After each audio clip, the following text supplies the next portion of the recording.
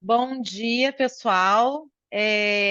Queria agradecer a presença de vocês e dar as boas-vindas para a nossa reunião aberta.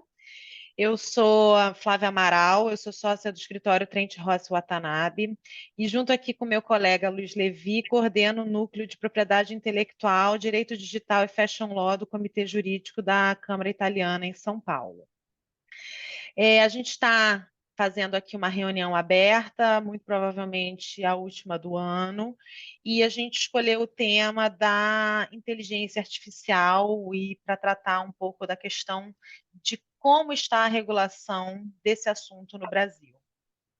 E aí, por que a gente escolheu esse tema? Bom, eu acho que esse ano a gente teve um marco interessante sobre o assunto vindo da Itália, porque a Itália foi o primeiro país a banir temporariamente o chat GPT em maio desse ano, sob o argumento de que a plataforma não estava cumprindo as regras do Regulamento de Proteção de Dados da União Europeia, mesmo sem eles terem uma regulação específica sobre inteligência artificial.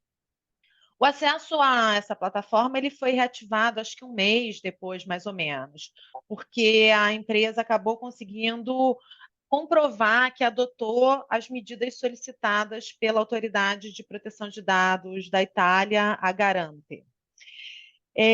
Então, a gente teve um debate muito forte sobre esse assunto, começando com essa medida, né, tomada na Itália.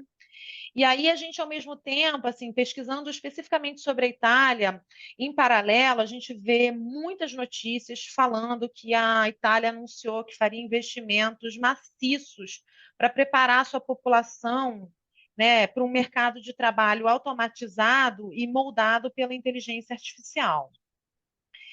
E aí, além disso, curiosamente, também olhando e pesquisando mais sobre o assunto, eu me deparei com dois artigos que eu achei muito interessantes que eu queria dividir com vocês. Um traz uma entrevista de uma portuguesa que é líder e fundadora de uma empresa chamada Define AI, que é uma espécie de marketplace de dados. E aí eles têm como clientes grandes empresas de tecnologia que querem aperfeiçoar os sistemas de inteligência artificial. E aí, assim, a entrevista é longa, mas ela traz alguns aspectos muito assim interessantes para a gente pensar a respeito. Ela diz que atualmente os sistemas de inteligência artificial que a gente vê no mercado, inclusive basta uma busca no Google por inteligência artificial e sistemas, aplicativos, que a gente vai achar uma série de sistemas que já se utilizam da metodologia de inteligência artificial para solucionar questões. Mas o que ela fala é que o que a gente tem hoje no mercado são sistemas que são treinados a partir de bases de dados, né? E aí dados em geral, não só dados pessoais, mas dados, informações, é, que estão de dados publicamente disponíveis e que não tem nenhum tipo de tratamento, ou seja, não tem nenhum tipo de. Estão lá jogados, não tem nenhuma checagem, nenhuma verificação. E aí ela, além disso, então, assim, são dados não tratados, dados não cuidados, vamos dizer assim, não tem uma verificação, e além disso, pela pesquisa dela, boa parte desses dados são produzidas por um tipo de perfil da população, que ela diz que seriam dados que são produzidos por homens brancos, ricos, bem-sucedidos, na sua maioria, tá? E que isso traz uma problemática de viés, ou seja, esses sistemas de inteligência artificial são treinados a partir de uma base de dados que ela tende a dar a entender que seria alguma coisa mais viciada e que, com isso, cria o risco de vieses muitas vezes discriminatórios, tendenciosos, enfim.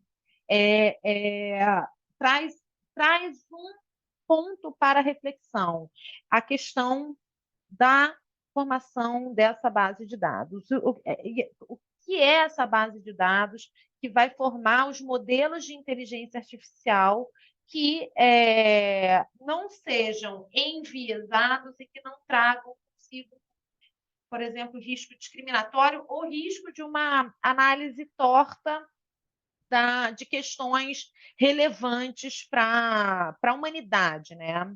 Então, esse é um ponto.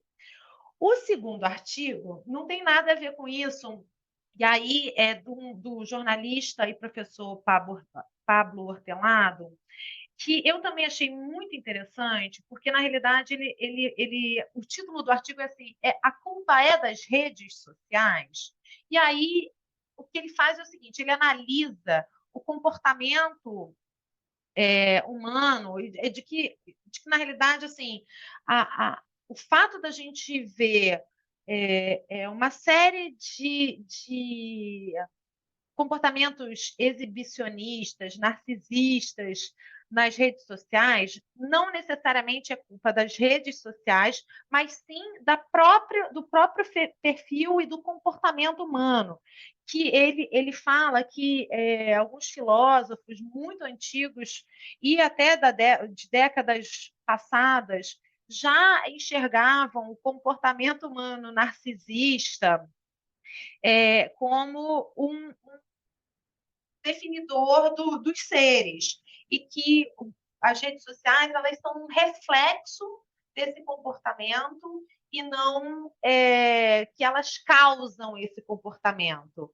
Eu achei interessante essa análise porque também para fins de inteligência artificial eu vi recentemente um episódio que aconteceu numa escola do Rio de Janeiro, não vou entrar em tantos detalhes, mas assim, revelando comportamentos criminosos até de indivíduos com relação a mulheres, a meninas, e todo mundo falando, mas é culpa, e foi usado um sistema de inteligência artificial para produção de vídeos fakes, né, com o rosto das meninas.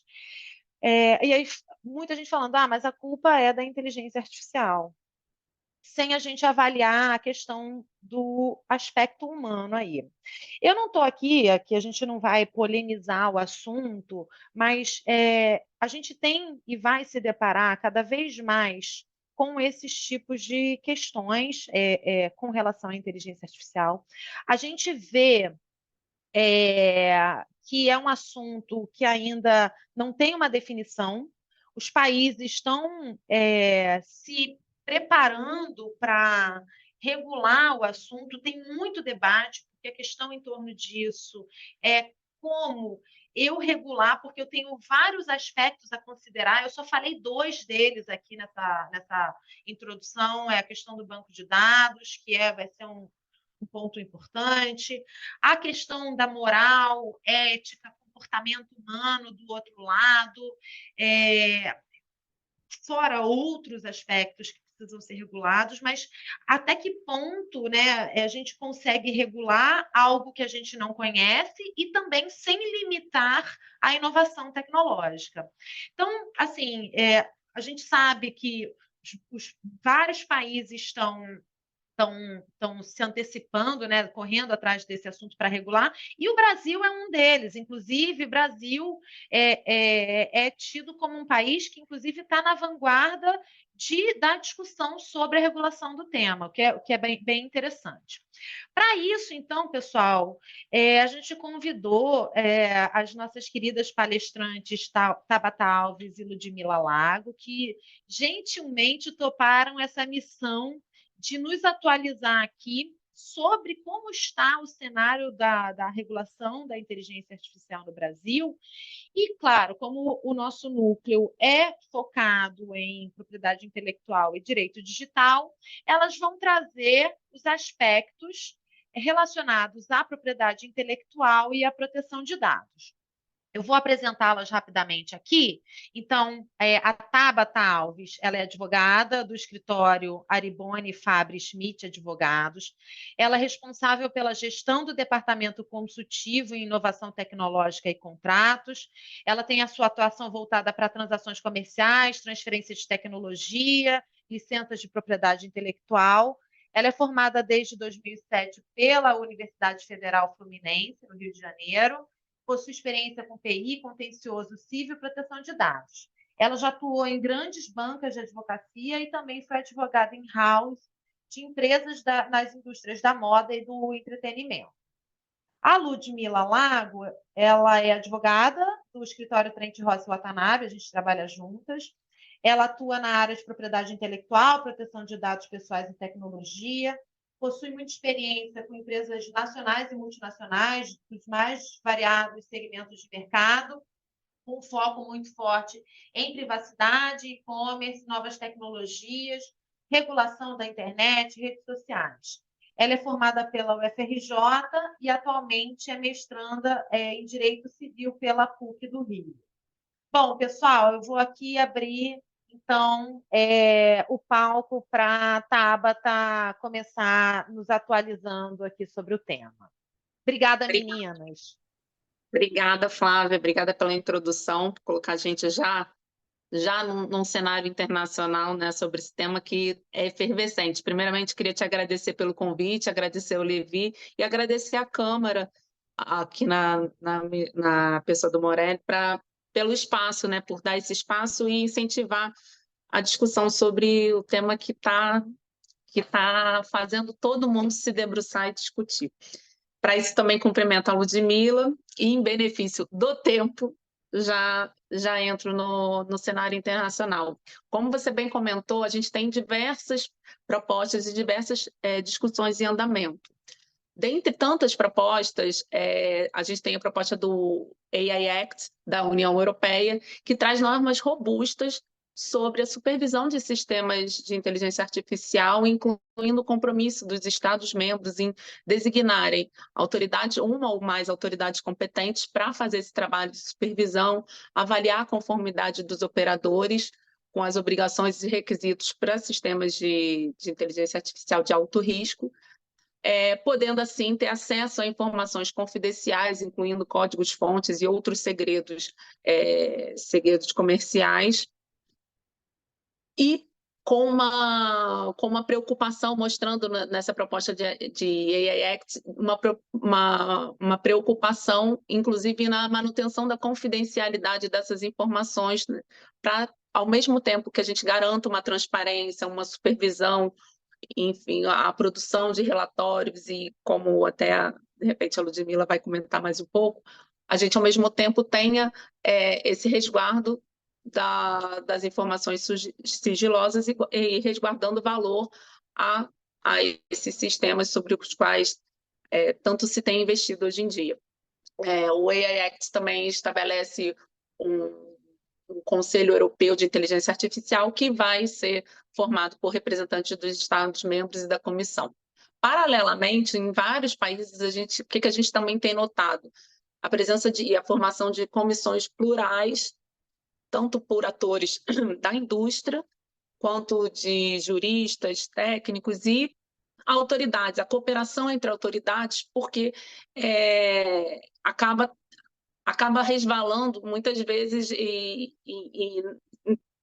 até para ajudar a amadurecer um tema que é tão complexo, que, como a gente vai comentar, em vários aspectos você tem um pró e um contra que tem que ser balanceado para você ter uma regulamentação.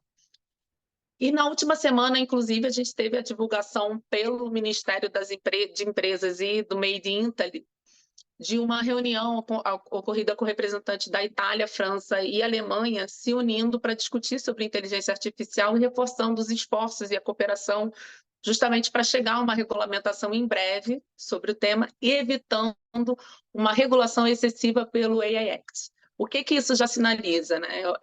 Uma preocupação em não engessar e não obstar o desenvolvimento tecnológico, ao mesmo tempo que você tem uma regulamentação. Então, E aí evitar contendas, vamos falar assim, como você comentou, da proibição do chat GPT depois de uma liberação, evitar essas polêmicas. Então, ter já uma regulação e correr para isso. O tema é tão efervescente que no mesmo dia, que foi a segunda-feira passada, o presidente Biden assinou o primeiro decreto, uma ordem executiva regulamentando o sistema de inteligência artificial nos Estados Unidos. Dentre as diversas determinações, a imposição de testes de segurança, com compartilhamento de resultados e informações críticas com o governo, além de adoção de medidas como marca d'água em conteúdos gerados por inteligência artificial generativa. Nesse contexto, a gente chega no Brasil, onde a gente tem hoje um PL, o PL 2338, de autoria do senador Rodrigo Pacheco, que resulta de um trabalho conjunto de membros técnicos e juristas, compilando, na verdade, 3 PLs também. Ele se propõe a compilar 3 PLs que já pré-existentes, de 2019, 2020 e 2021, para regular de forma mais completa o tema da inteligência artificial no Brasil. Esse PL 2338 tem por escopo garantir o respeito a direitos fundamentais, a proteção contra a discriminação, como bem, inclusive, já adiantou a Flávia, vedação de práticas que exponham a saúde, garantir a livre concorrência, entre outras tantas preocupações, há também a promoção da pesquisa e desenvolvimento. Para instrumentar essa proteção pretendida, o PL determina, com relação aos riscos, os riscos dos sistemas de inteligência artificial, uma análise preliminar a ser feita pelo fornecedor de sistemas de inteligência artificial, classificando esse sistema antes da colocação no mercado, conforme as categorias de risco excessivo ou alto risco, que acredito que vai ser melhor comentado até pela Ludmila. Ludmila também, inclusive, se você quiser fazer alguma intervenção, fica à vontade. Eu acho... Desculpa. Pode falar. Não, eu acho que esse ponto é a chave, assim, em relação ao PL, essa questão da avaliação de risco, porque ela vai basear toda a carga regulatória aplicada em relação à empresa. Então, a depender do risco, as obrigações são muito diferentes. Se o risco for baixo, você tem obrigações gerais. Se o risco for considerado alto, você tem obrigações gerais e específicas. E se o risco for considerado excessivo, salvo engano, essa é a nomenclatura do PL, a atividade ela é proibida. Então, esse ponto, para mim, é chave, assim. O PL determina ainda a designação de uma autoridade competente para supervisão e implementação das disposições legais sobre inteligência artificial, além de prever a possibilidade de criação de sandbox, que são ambientes regulatórios experimentais. Sobre esse ponto, eu acredito também que a Ludmila vai comentar um pouco, né, muito no viés da proteção de dados. A NPD, recentemente, agora dia 25 se não me engano, de outubro, emitiu uma segunda nota técnica, onde fez uma análise do PL e, dentre as suas proposições, propôs a compilar, né, aglutinar essa competência para a supervisão das disposições legais sobre inteligência artificial, até pela proximidade com a própria proteção de dados. Sob o ponto de vista de propriedade intelectual, o PL excepciona o uso das obras protegidas por direitos autorais para treinamento de sistemas de inteligência artificial, ressalvando que tal uso não tem objetivo como uma simples exploração da obra original em si, que o uso seja feito apenas para o necessário para atingir o objetivo daquele sistema de inteligência artificial, que não prejudique de forma injustificada os interesses econômicos dos titulares e não concorra com a exploração normal da obra. O PL trata ainda de questões de responsabilidade e prevê sanções por eventuais violações por parte de fornecedores ou operadores, os chamados agentes de sistema de inteligência artificial. Então, antes de entrar até sobre nessas questões de propriedade intelectual, que acho que eu vou comentar mais, queria passar a bola para a Ludmila, para comentar com a gente sobre essa correlação que vem não só com essa posição da ANPD de atuação como uma autoridade competente, que, já que o PL previa a designação de uma autoridade para supervisão, enfim, para toda essa questão, esse trabalho de suporte, né, fiscalizatório de inteligência artificial, mas pela própria natureza muito intrínseca e relacionada à proteção de dados. Ludi? Obrigada, Tabata.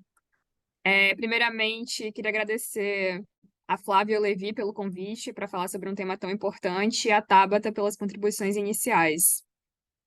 Bom, como a Tabata trouxe, eu vou focar um pouco na minha apresentação sobre os aspectos de privacidade relacionados ao PL 2338, que pretende regular a inteligência artificial no Brasil. Flá, você vai compartilhar? Estou aqui brigando com isso. Espera aí, só um minuto. Claro. Vê aí se vocês estão vendo, porque aquela minha estratégia não está funcionando. A ironia do destino, né? Os É. advogados do digital. Não, mas aqui, ó, eu tinha descoberto. Vê chegou. aí. Agora foi? Agora foi. Ó, tá Pode vendo? passar. Espera aí, só um minuto. Vamos lá. Então, como a Tabata trouxe, o PL ele foi proposto pelo senador Rodrigo Pacheco, e ele tem como um dos seus principais diferenciais o fato que ele aglutinou ideias de vários PLs anteriores que já pretendiam regular a inteligência artificial no Brasil. Ele também tem como diferencial o fato de que ele trouxe várias contribuições da sociedade civil, extraídas por meio de audiências públicas realizadas, e também que ele se inspirou muito no Artificial Intelligence Act que a Tabata tinha comentado, que é a regulação proposta no âmbito da União Europeia. Desculpa.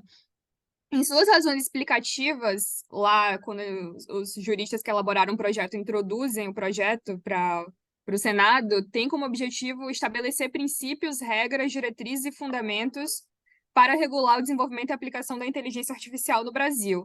Então, essa regulação ela é baseada em dois vieses. O primeiro viés é o estabelecimento dos requisitos para que empresas implementem sistemas de inteligência artificial no Brasil, com o intuito de trazer mais segurança jurídica para o mercado em relação ao que empresas precisam fazer antes de implementar os sistemas de inteligência artificial no Brasil, durante a manutenção desses sistemas, e também traz diversos direitos para as pessoas que sejam afetadas por esses sistemas. Então, são esses dois vieses. O primeiro viés são os requisitos para as empresas e o segundo viés são os direitos para as pessoas afetadas.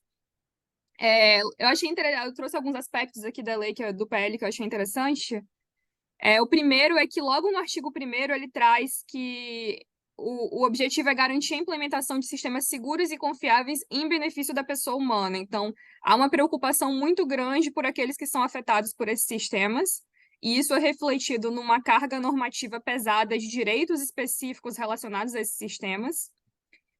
No artigo 5º, ele traz novamente que a lei se destina a pessoas afetadas por sistemas de inteligência artificial. E um ponto que, para mim, como eu tinha até falado quando a Tabata estava trazendo os aspectos gerais do PL, que para mim é um ponto essencial, é que a regulação ela é essencialmente baseada em riscos. Então, antes de implementar um sistema, a empresa ela vai ter que avaliar o risco em relação àquele sistema, que pode ser um risco menor, um alto risco ou um risco excessivo. E a depender do resultado, então isso é regra.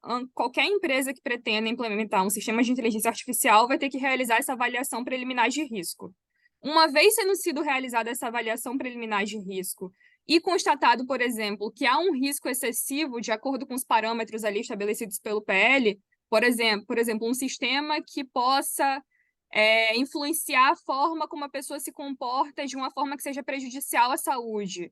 Esse seria um sistema de risco excessivo que seria proibido. Um sistema de alto risco, ele seria sujeito a obrigações gerais, que estão ali em todo o PL, e também a obrigações específicas, como, por exemplo, a elaboração de uma avaliação de impacto algorítmico. E se o sistema ele é de menor risco, ele vai ter ali alguns requisitos gerais de transparência, mas ele não vai ter os requisitos específicos, como, por exemplo, a avaliação de impacto algorítmico. Então, isso é um ponto que ele é essencial para entender todo o racional do PL, é entender que o PL é uma regulação baseada em riscos. Ô, Pode passar. Ludi, nesse ponto aqui do risco, o PL ele traz alguns exemplos do que significa risco excessivo, alto risco, menor risco, mas existe aí também, ou talvez, uma parcela de responsabilidade das próprias empresas em fazerem essa análise, essa classificação de risco? Como é que está isso? Então, esse é um ponto que eu ia até comentar um pouco mais à frente, que a Tá. redação, ela é aberta. Então, assim, como a maioria das leis, eles estabelecem parâmetros, mas não critérios. Existe ali um certo guidance em relação ao que seria um risco excessivo, um alto risco, mas não são exemplos fechados. Existe sim uma atribuição de responsabilidade à própria empresa para avaliar internamente, de acordo com esses parâmetros e sujeito à discricionariedade, o que seria um alto risco, um risco excessivo ou um risco baixo. Então, sim, existe uma atribuição de responsabilidade à empresa em relação a essa avaliação. Não é De algo fazer completamente. esse assessment, Essa né? interpretação dos Essa parâmetros. interpretação, exatamente. É. É difícil, assim, né? Sempre que a gente está falando de regulação de internet, tecnologia, é difícil estabelecer parâmetros fechados, porque a tecnologia avança muito rápido. Então, a maioria das leis só estabelecem parâmetros abertos, sujeitos à interpretação e discricionariedade. Posso fazer um paralelo rápido aqui? Claro. Porque, assim, até fazendo um paralelo com a própria NPD, a gente tem visto em alguns documentos produzidos pela NPD, algumas publicações, que a NPD ela está levando muito em consideração aquilo que as próprias empresas se comprometem a fazer. Por exemplo, eles assim, tem na política de privacidade, por exemplo, que ela vai fazer isso. E se ela não faz isso que ela disse na política de privacidade, ou seja, a regra que ela própria criou, a NPD já olha uma atenção maior. Ela diz: bom, você diz que vai fazer isso e você não está fazendo isso, ou isso não está conversando com o que você está fazendo na prática, então possivelmente temos um problema. Eu acho que, de uma certa forma, é meio que não é uma autorregulação, mas assim, existe uma discricionariedade que talvez seja realmente atribuída às empresas, mas se elas se comprometem a fazer algo, né, ou elas dizem que vão fazer de uma determinada forma, ou elas entendem e justificam aquilo, elas têm que seguir daquela maneira e não fazer de uma forma diferente. Eu acho que uma mensagem, talvez, aqui essa atenção também aquilo que eu coloco no papel é um copiar e colar de algo que eu vi, ou aquilo conversa com o que efetivamente eu faço. Isso é um ponto que eu acho que é importante a gente trazer também, porque um dilema ou um desafio que a gente se depara trabalhando com empresas estrangeiras que têm subsidiárias no Brasil é a adoção de regras globais para o Brasil, meio que é a nossa regra global, então vamos seguir com ela. Só que a gente vai ter que, e é uma preocupação que a gente está tendo na questão da proteção de dados, isso reflete o que acontece aqui no Brasil, mesmo que seja uma regra global, ou a gente tem como compatibilizar essa regra global com as regras nacionais. Isso é um ponto super importante para ser avaliado pelas empresas italianas associadas que têm presença com subsidiárias ou parceiros aqui no Brasil. Tá? Levi, você levantou a mão, por favor. Oi, Flávia, obrigado. Bom, acho super importante. Bom, antes, meu nome é Nuno Levi, sou sócio do escritório da Casa Martins, Pereira Neto, Gurevitch e Schwerer Advogados, responsável por essa área de proteção de dados pessoais, propriedade intelectual e direito digital aqui do escritório. E agradeço aí a presença da Ludmila, da Tabata, agradeço imensamente a Flávia e pegando carona aí no que a Flávia disse, é super importante porque a gente que trabalha com implementação de LGPD, a gente vê constantemente aquela história. Bom, vamos fazer assim, vamos montar uma política, vamos montar uma política de segurança da informação, uma política de privacidade, E porque, na verdade, é tudo meio padrão e não sei o que, tal, tal, tal. E não é verdade, e não é verdade. Então, primeiro que não é padrão. Segundo que você tem que implementar na prática. Você não pode deixar só no papel, porque não vale absolutamente nada. Essa é a grande verdade. Porque se você for instado por alguma fiscalização, não sei até que ponto a autoridade nacional vai estar satisfeita só por um documento. Claro, tudo depende da gravidade do fato ocorrido. Mas, enfim.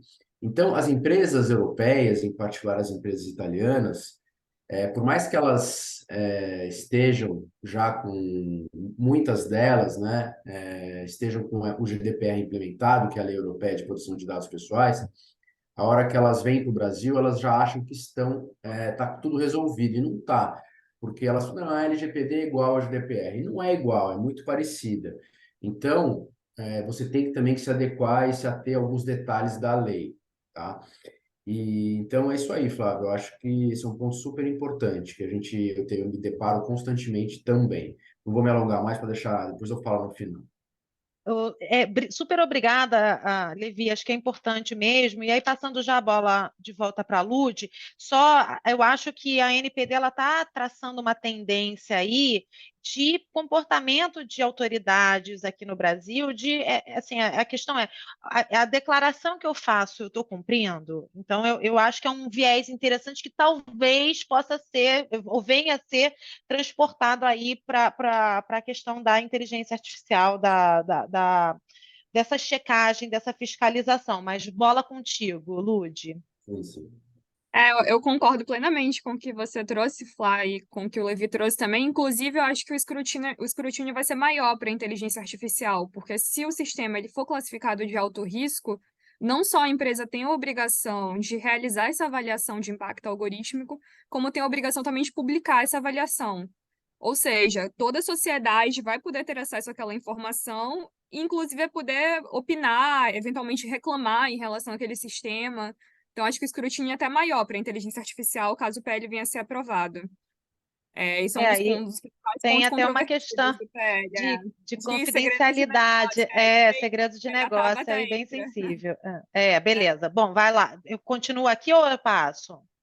Pode continuar. Então, aqui eu trouxe para mim um dos pontos mais interessantes do PL. O primeiro, eu já falei, a classificação de risco dos sistemas, que tem duas avaliações. A primeira é a avaliação preliminar, e a depender do resultado, uma avaliação de impacto algorítmico, que deve ser documentada e publicada. O segundo é que, como eu também já tinha comentado, existem direitos específicos para indivíduos afetados por sistemas de AI, são direitos robustos, com diversas obrigações, até uma carga normativa mais pesada do que a LGPD, eu diria.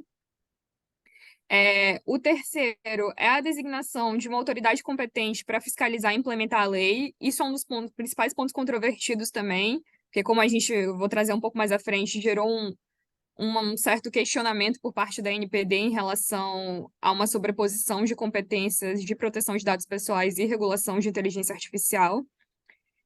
O quarto ponto, eu achei isso interessante que o PL 2338, ele cria limitações ao poder público, inclusive para fins de persecução penal.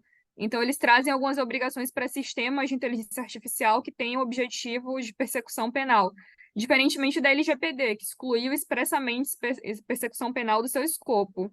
E diferente também do Artificial Intelligence Act, que excluiu sistemas de inteligência artificial utilizados para fins militares do escopo. Então, achei isso interessante, que eles colocaram dentro do mesmo bolo.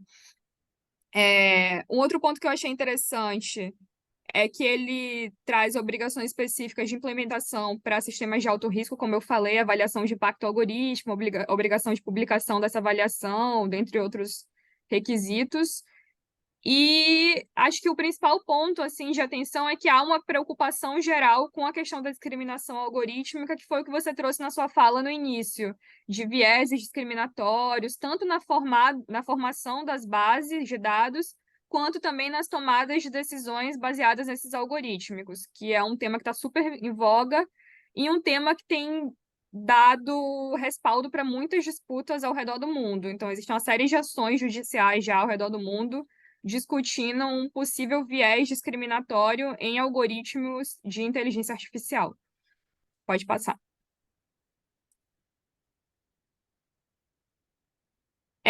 Já trouxe esse ponto, pode passar também, que é a questão da avaliação de risco.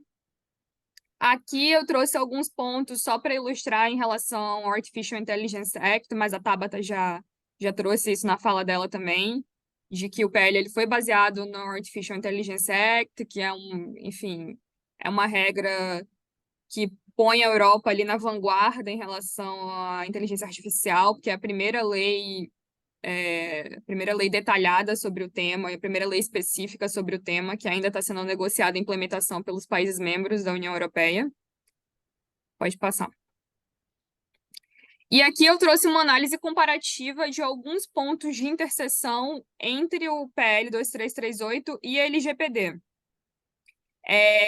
Então, assim, o primeiro ponto de interseção são os direitos dos titulares. Na LGPD, os direitos dos titulares de dados pessoais, e no PL 2338, os direitos dos indivíduos afetados por sistemas de inteligência artificial.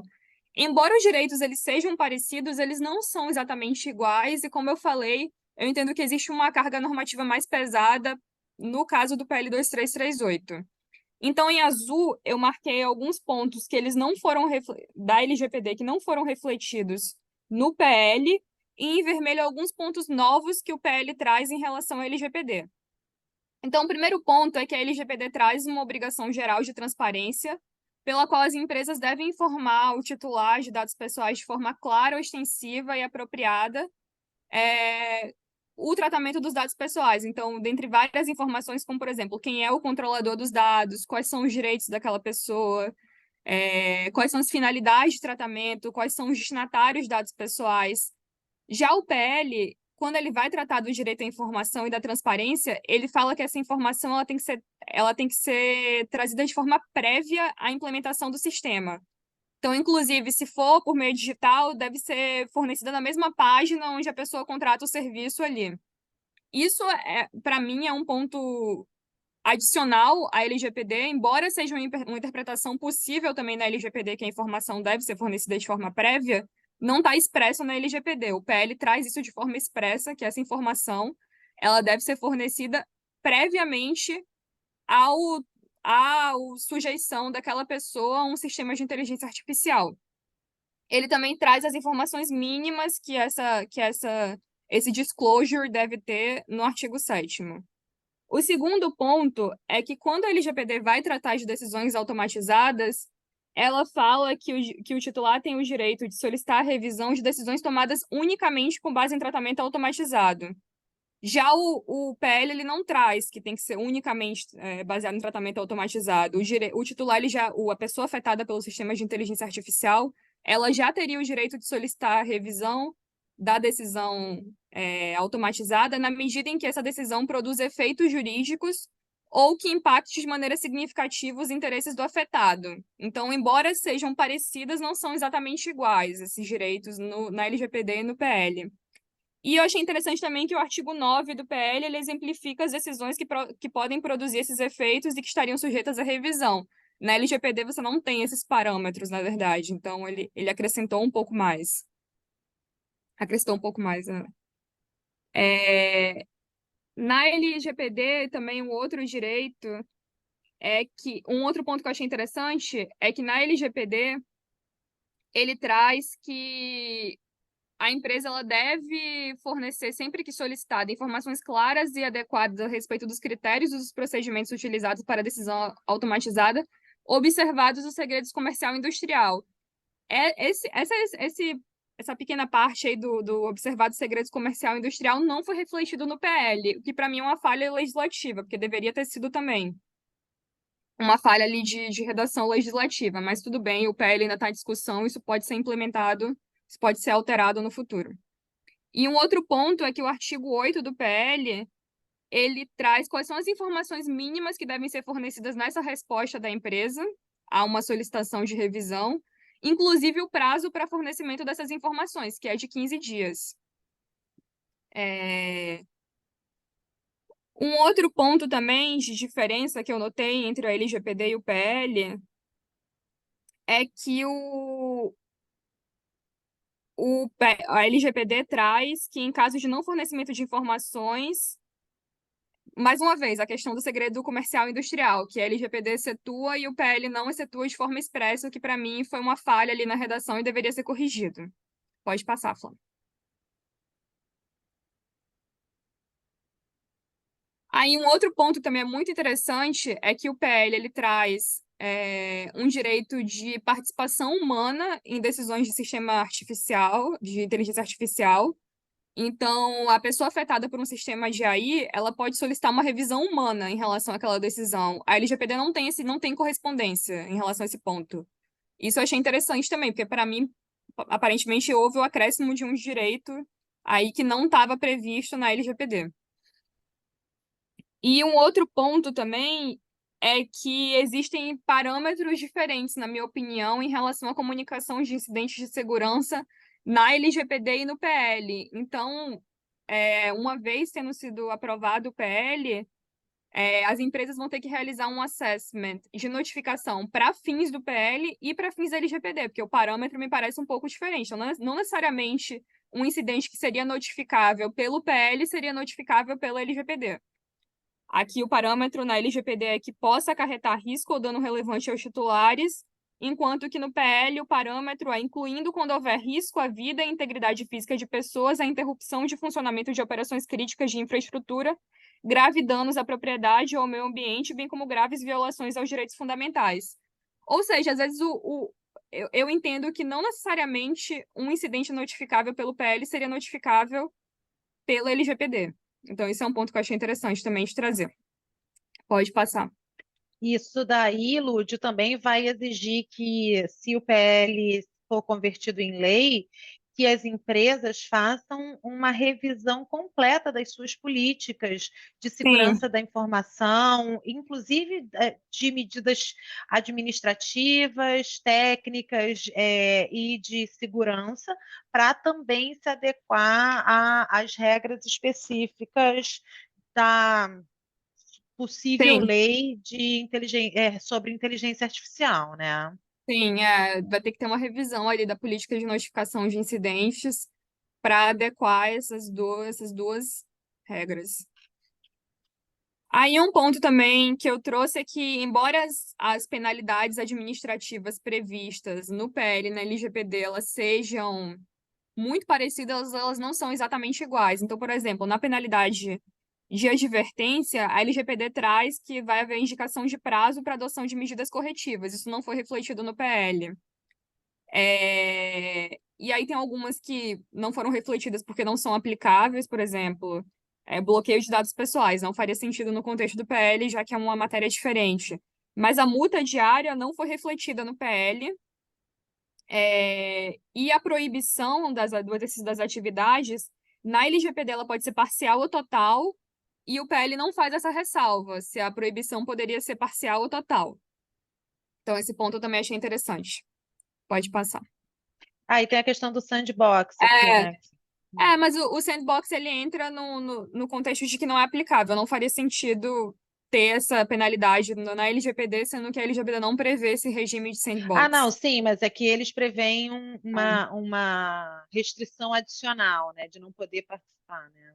sim, sim. E aí, para finalizar, eu trouxe aqui uma análise em relação às manifestações da ANPD sobre o PL. A ANPD, a Autoridade Nacional de Proteção de Dados, ela já se manifestou em 2 ocasiões sobre o PL. E o cerne de toda a manifestação da ANPD é a questão da competência regulatória.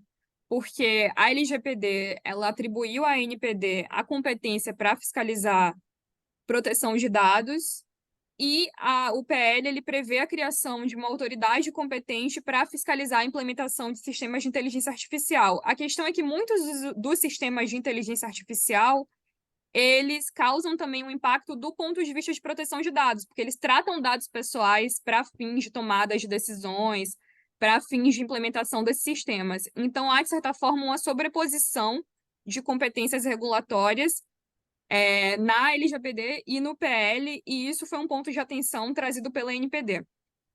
Pode passar.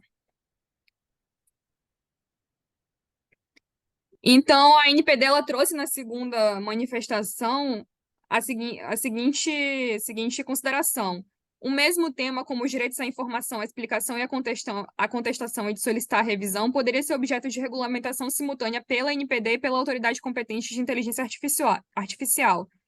Situação semelhante poderia ocorrer em relação aos mecanismos de governança. Assim, a eventual criação de um novo órgão regulador ou atribuição de competências a outra entidade pública teria por efeito gerar uma fragmentação regulatória e uma sobreposição de competências com a NPD.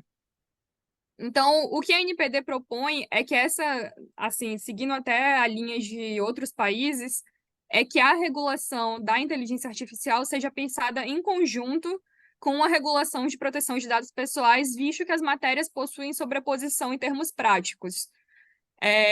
Eu acho que esse ponto trazido pela NPD é extremamente importante, porque, de fato, se não houver essa conversa entre a NPD e a autoridade competente para regular a inteligência artificial, isso só vai criar mais insegurança jurídica e vai criar também interpretações distintas de duas autoridades sobre o mesmo tema. Então, acho que esse ponto trazido pela NPD é essencial.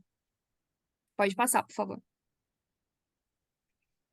Aí, como eu já falei, a NPD ela enfatizou a importância de uma abordagem centralizada e eles trouxeram que, no próprio contexto da União Europeia, em países como França, Holanda, Espanha e também no Canadá, essas regulações foram pensadas de forma conjunta. Isso é essencial para não gerar mais insegurança jurídica para o mercado. Acho que o objetivo aqui do PL é ajudar a criar mais transparência e mais segurança jurídica. Então, se não houver esse diálogo, essa conversa, o efeito vai ser justamente o contrário.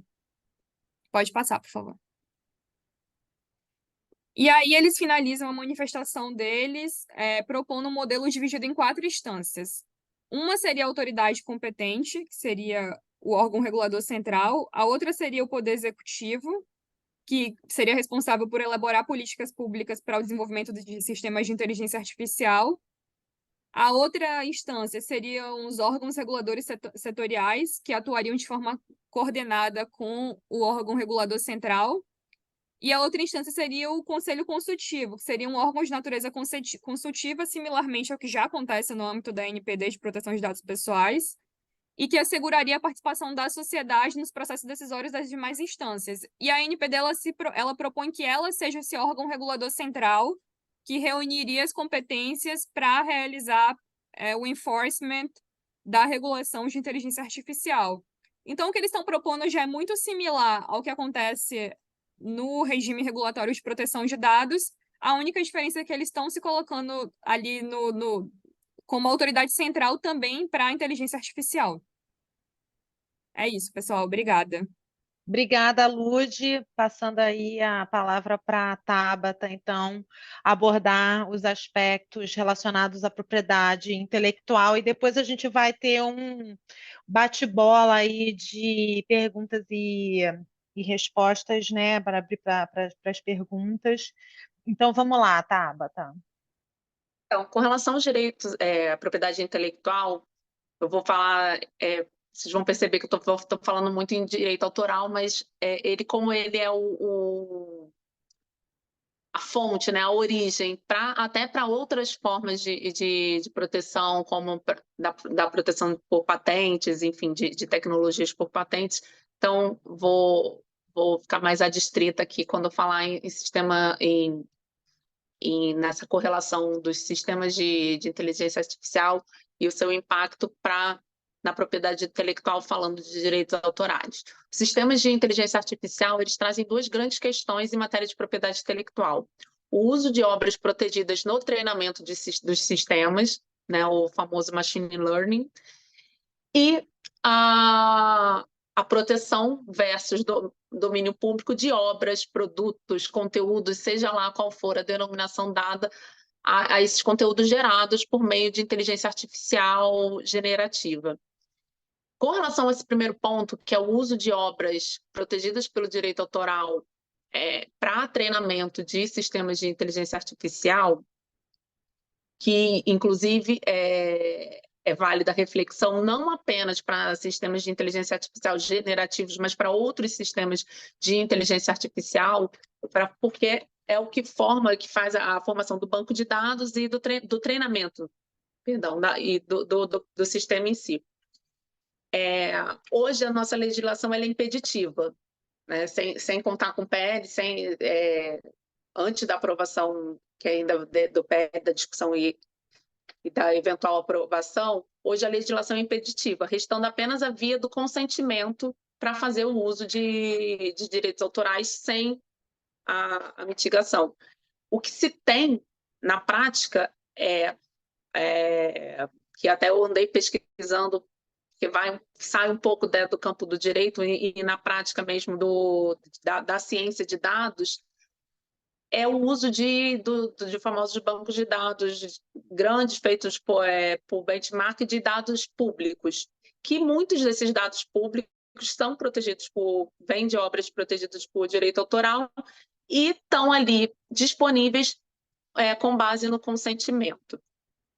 Só que esse é um cenário extremamente inseguro, principalmente para o investidor e para o desenvolvedor de sistemas de inteligência artificial, uma vez que o consentimento está sujeito à revogação.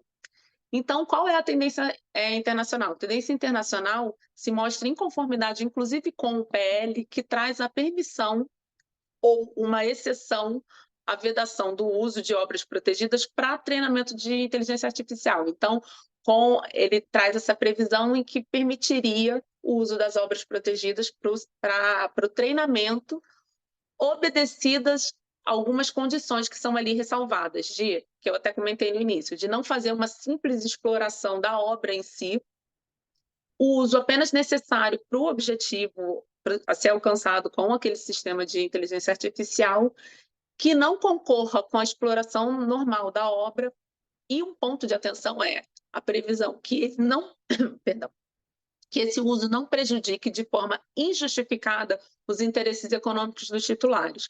Ou seja, PL traz aí uma brecha que dependeria de justificativa para um eventual prejuízo. E sem querer assim, ficar elucubrando muito, mas é um ponto de atenção, porque, se por um lado, isso pode permitir aos desenvolvedores e aos investidores de sistemas de inteligência artificial uma atuação, esse trabalho com dados eventualmente protegidos por direitos autorais, e que um titular venha a alegar que está sendo prejudicado de alguma forma. Então, ali, isso permite essa justificativa e protegendo os desenvolvedores e os investidores. Por outro lado, abre-se uma brecha para um julgamento um pouco subjetivo do que seria justificável ou não. Aí dependeria de interpretação. Ainda falando em tendência internacional de permitir o uso de obras protegidas para treinamento de inteligência artificial, e de encontro a essa tendência, que é o que é a legislação hoje, ou seja, levaria o Brasil não só à contramão dos seus pares ou concorrentes no cenário de inovação, mas também poderia ocasionar um atraso na pesquisa e desenvolvimento e afugentar investimentos, inclusive estrangeiros, nessa área, o que ratifica uma urgência na regulação e nas preposições trazidas pelo PL, sobretudo com relação à propriedade intelectual, ainda que seja passível de revisão.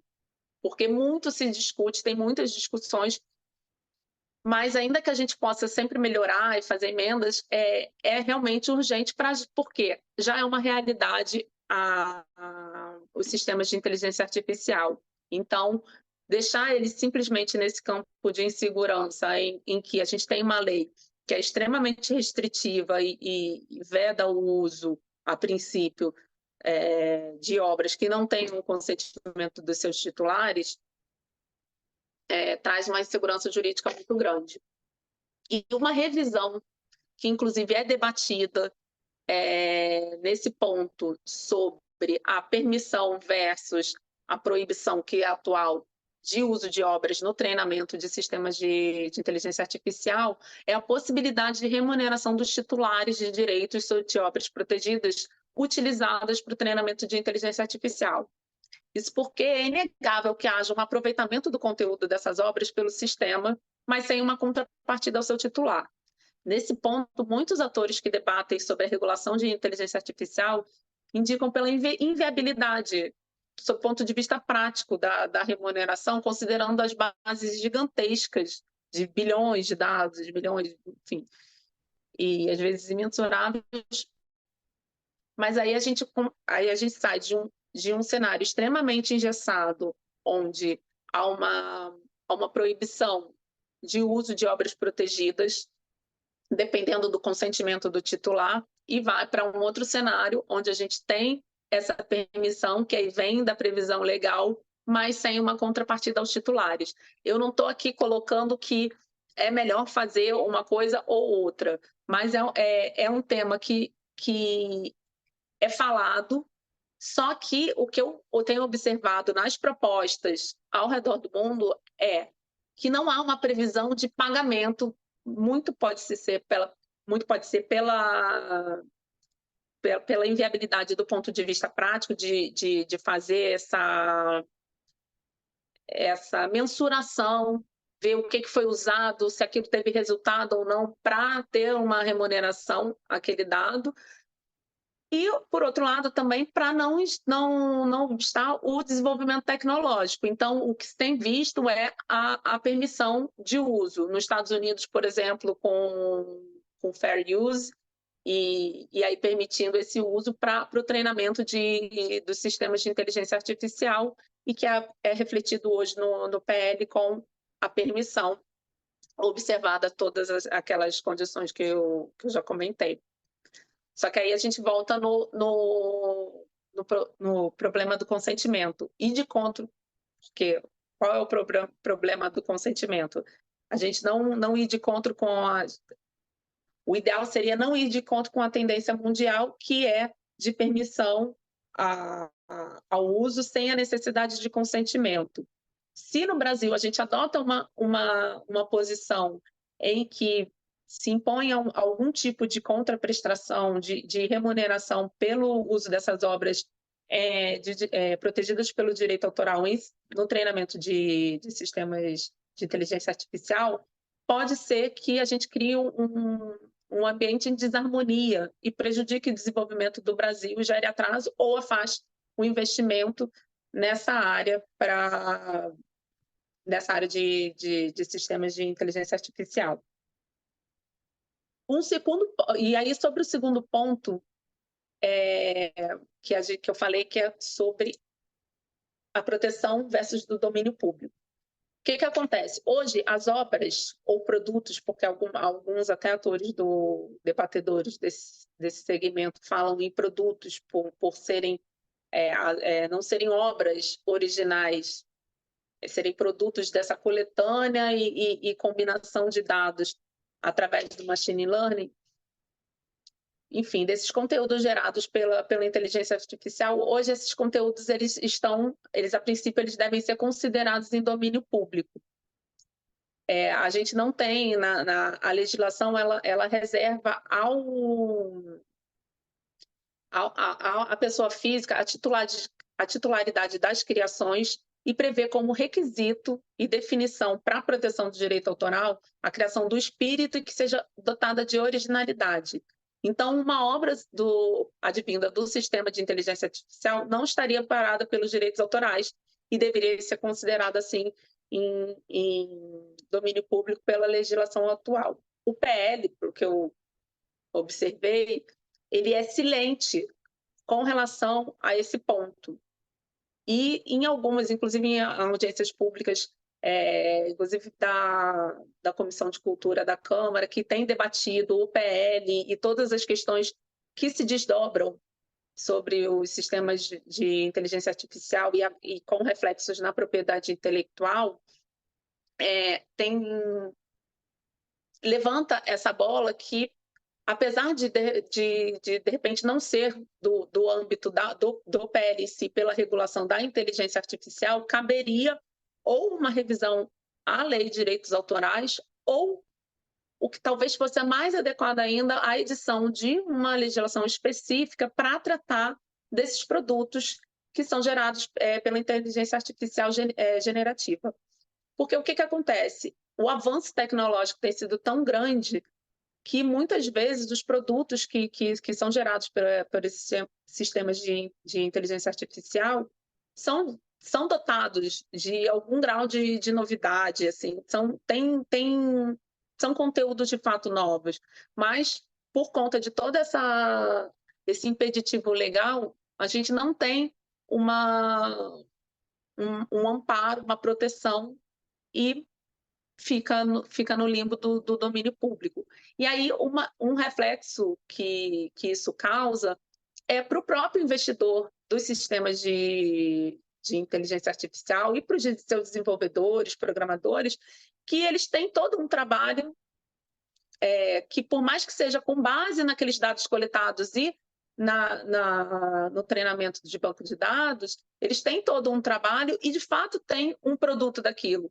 Então, por que não se pensar em uma legislação ou em uma proteção para esse produto? Porque isso vai resguardar valor. E aí todo o trabalho que a gente tem né, de desenvolvimento, ele deve se obter um resultado e visando um valor, enfim, e uma proteção.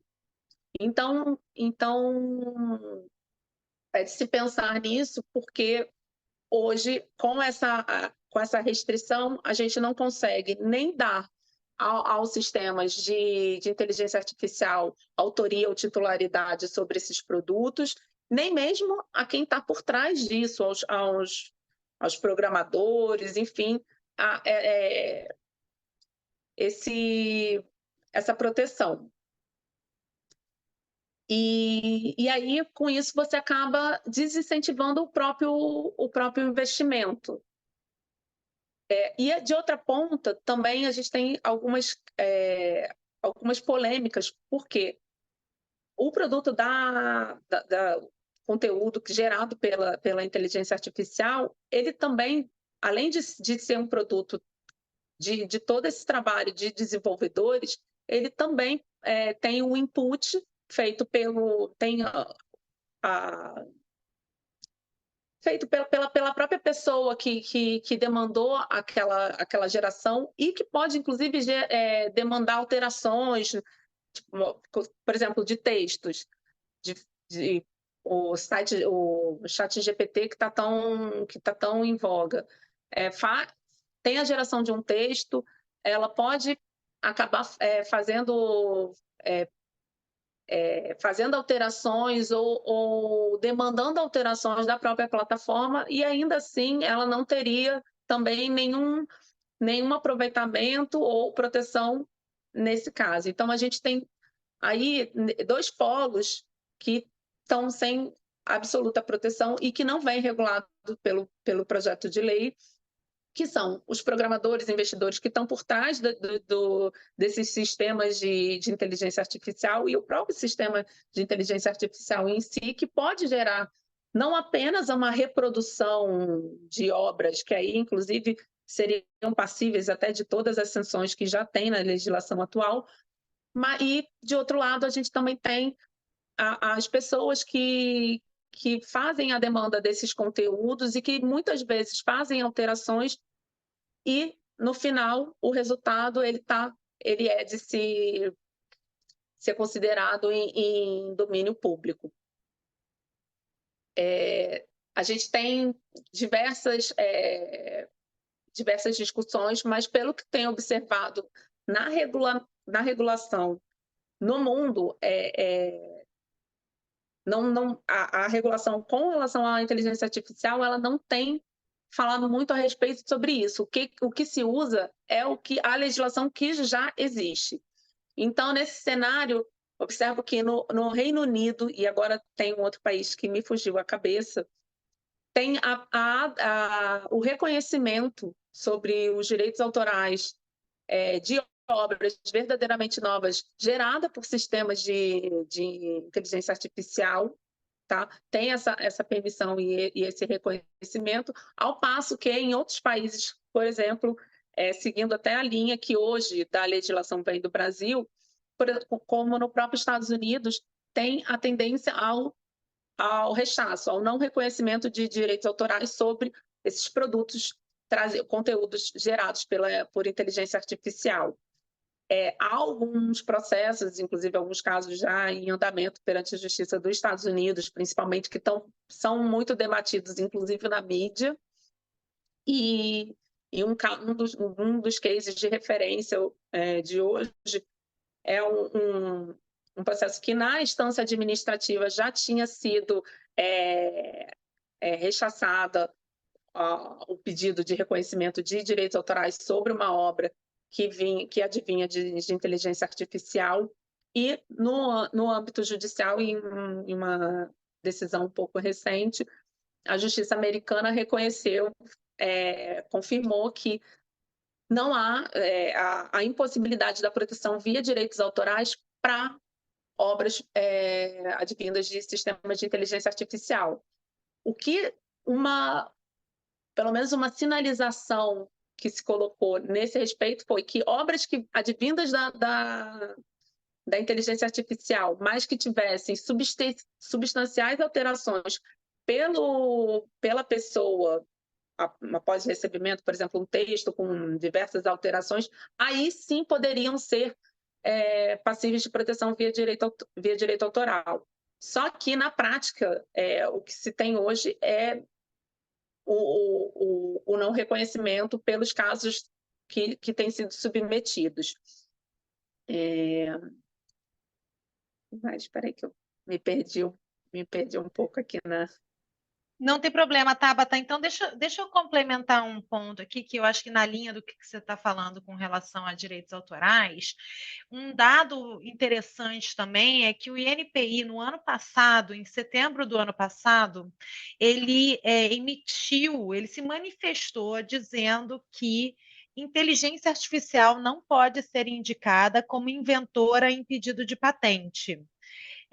A Procuradoria Federal Especializada do INPI se manifestou via parecer, tem no site do INPI isso, dizendo que não se poderia indicar ou nomear um sistema de inteligência artificial como inventora em um pedido de patente apresentado no Brasil. Eu acho que isso tá bem alinhado com o que você está falando com relação a direitos autorais, são direitos diferentes, mas tem aí uma racional sendo seguido, e esse parecer ele foi motivado por uma análise de um pedido internacional via PCT, que reivindicava a prioridade, que reivindicava como prioridade os pedidos X e Y, está aqui no site do INPI, e deu entrada na fase nacional em vários países, tais como Brasil, Japão, Canadá, Índia, Austrália e Alemanha. E aí o INPI já se pronunciou a respeito do assunto. Isso não significa que, se houver uma mudança legislativa, esse posicionamento não vai mudar, mas, por hora, a gente já tem uma diretriz aí de um órgão oficial que emite, né, entendimentos sobre o assunto, dizendo que não tem como eu colocar uma inteligência artificial como titular de pedido de patente, tá? E uma outra coisa De fato, só... pela legislação, realmente não tem como, né? Pela legislação não tem como eles basicamente, assim, mas acho que foram mais categóricos ainda, embora a lei seja clara com relação a isso. Só um último ponto é que eu estava procurando aqui, no ano de 2020, o INPI emitiu uma portaria, a portaria PR número 411, que regula ou trata da questão de patentes envolvendo invenções implementadas por programas de computador. Eu não sei se você ia chegar a comentar sobre isso, mas assim, a questão de posso patentear um software? Existe toda uma discussão de que, como regra geral, o software não é objeto de patente, o que poderia se aplicar a sistemas de inteligência artificial. Só que porque existe um registro próprio para software, né, no INPI, ele não é obrigatório, o software tem uma proteção híbrida que também inclui, tem lei própria, mas subsidiariamente regulado pela lei de direitos autorais, mas o INPI vem sim reconhecendo a possibilidade de proteção patentária quando as invenções são implementadas por programas de computador. Isso desde 2020. Então, a gente já tem vários pedidos de patentes no INPI com o termo inteligência artificial. Tá? Eu só queria te dar assim, dar esse panorama aqui também para o pessoal, mas vai lá. E a preposição que eu, na verdade, a incitação assim, que eu trago aqui é por que não pensar para tecnologias disruptivas como sistemas de inteligência artificial uma legislação disruptiva, né? Romper com esses paradigmas, por exemplo, que somente a pessoa física seria detentora de direitos autorais, somente a pessoa física poderia ter autoria de patentes, por exemplo, porque e é inclusive daí que a gente vê até nascendo o direito de né, o direito de propriedade industrial, de proteção por patente. Então, é de se pensar mais que precisa da legislação. Hoje, com o que a gente tem hoje de arcabouço legal, de fato, não dá para se pensar de forma muito diferente. Tem esse impeditivo. A gente já tem esse avanço que é a aprovação pelo INPI de patentes que tragam inteligência artificial, né? que aplicações que tragam o software no seu bojo, aplicações protegidas por patentes. Mas é um impeditivo da própria lei e isso demandaria obrigatoriamente uma nova legislação para a gente, inclusive para fomentar o próprio desenvolvimento e a exploração desses produtos produtos de sistemas de inteligência artificial que cada vez mais ficam tem uma maior abrangência e é isso, eles podem gerar inclusive novos códigos para novas aplicações, podem gerar novas tecnologias, enfim, pode gerar novas obras.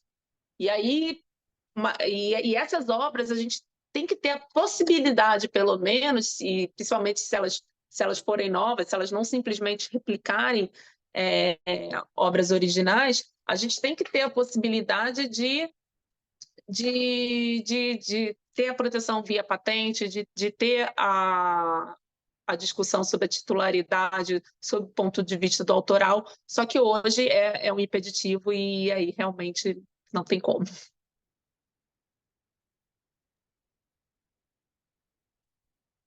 Obrigada, Tabata. Levi, quer conduzir daqui? Quero sim. Bom, eu acho que foi muito produtiva, né, esse seminário, essa discussão, as perguntas, o debate, enfim, né, porque o que a gente tem hoje ainda é uma incerteza no que diz respeito à regulação. O que não é incerteza é a inteligência artificial. Essa veio para ficar e a gente tem que se adaptar a ela. O que cabe a gente agora, né, enquanto juristas, enfim, a sociedade de uma forma geral, é se adaptar a essa nova realidade.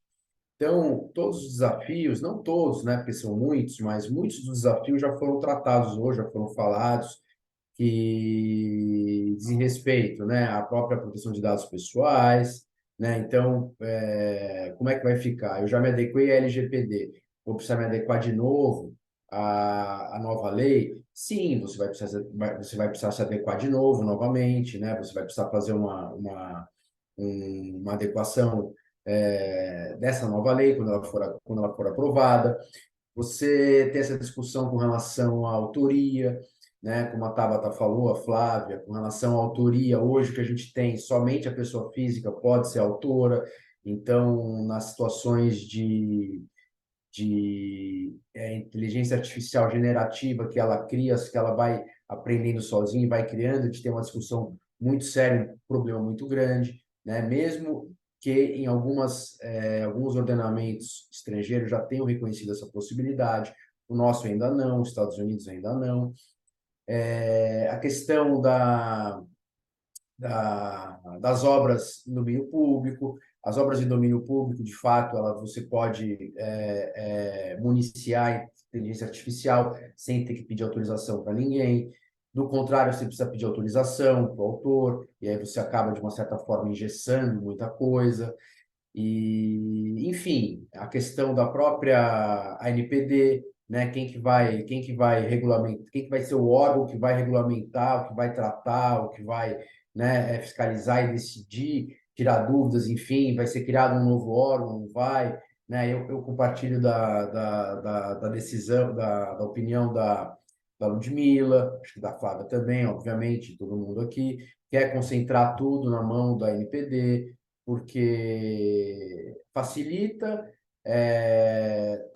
otimiza o processo, você evita duas decisões diferentes no mesmo assunto, né? O que a gente vê no judiciário constantemente, né? Então, nesse segmento, a gente evitaria ter um órgão dizendo uma coisa, um outro órgão dizendo outra, já que a matéria é muito conexa, a matéria é muito parecida, né? Não é igual, mas elas são muito interligadas.